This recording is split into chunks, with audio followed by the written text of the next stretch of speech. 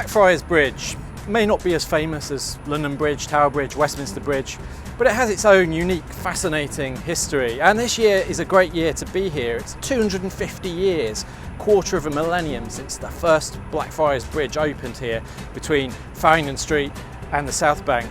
And it's 150 years since the present bridge was opened by Queen Victoria on the same day as Holborn Viaduct. Blackfriars Bridge and the wider area are of course named after the Blackfriars Priory, a medieval institution of Dominican friars.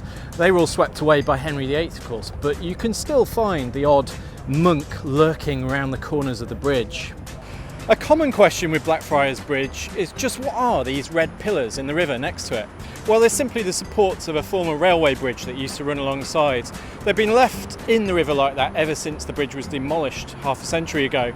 But I think they'd make a lovely place to put the artwork that used to be on the fourth plinth. It should go and rest on one of those pillars.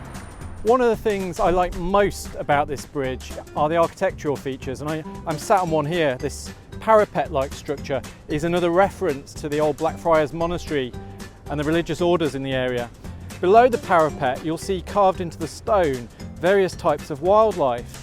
Now there's little secret message there because on this side of the bridge, the Westminster side, they're all river wildlife like river birds and voles and things like that. On the other side you get marine creatures like seagulls, denoting that that side of the bridge is the way to the sea.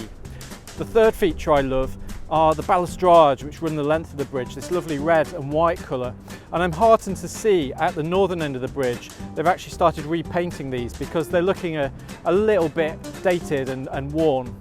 There's a lot of construction work taking place around this bridge at the moment. For example, down there they're constructing the super sewer under the Thames. Plenty of construction too at the south end of the bridge where they're building loads of new flats behind me. And also at the southern end of the bridge we have this little pocket park called Rennie Gardens. What many people don't know is this is actually part of the Square Mile, a small tiny corner of the city south of the river. See? And if you want to learn more about the bridge, simply walk through this tunnel on the South Bank. There's some beautiful illustrations of previous versions of the bridge and some text explaining the history.